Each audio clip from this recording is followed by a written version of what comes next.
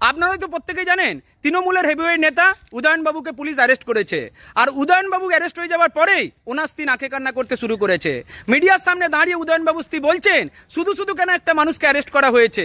তা আজকে ভিডিওর মাধ্যমে মাসিমার উদ্দেশ্যে বেশ কিছু কথা আমি বলতে পারি। মাসিমা, আজ আপনার স্বামীকে অ্যারেস্ট করার পরে আপনার মনে হচ্ছে শুধু শুধু হয়তো পুলিশ আপনার স্বামীকে অ্যারেস্ট করেছে, কিন্তু আপনি বুকে হাত রেখে বলুন তো শুধু শুধু কেন আপনার স্বামী গরিব মানুষের টাকা মেরেছে? আপনি বুকে হাত রেখে বলুন তো শুধু শুধু কেন মহকুমা হাসপাতালে টাকা মেরে আপনার স্বামী আপনাকে সোনার জিনিস কিনে দিয়েছে? শুধু শুধু কেন এই বয়সে এসে দুর্নীতির টাকাতে আপনি নিজেকে নায়িকা ভাবতে শুরু করেছিলেন? আজকে আপনার স্বামী অ্যারেস্ট হয়েছে বলে আপনার অনেক রকম অভিমান আপনার মুখ দিয়ে বেরোচ্ছে, কিন্তু যেদিন আপনার স্বামী দুর্নীতি করে নিয়ে গিয়ে আপনাকে সোনার নেকলেস কিনে দিয়েছে সেদিন তো মিডিয়ার সামনে এসে দাঁড়িয়ে আপনি একটাও কথা বলেননি। আমি সরকারের কাছে আবেদন করি তৃণমূল নেতা মন্ত্রীদের অ্যারেস্ট করার পাশাপাশি তাদের বাড়ির বউদেরকেও অ্যারেস্ট করা উচিত, কারণ তৃণমূল নেতারা দুর্নীতি করে টাকা ইনকাম করে সেই টাকার বিনিময়ে তাদের বউদেরকে সোনার জিনিস কিনে দিয়েছে।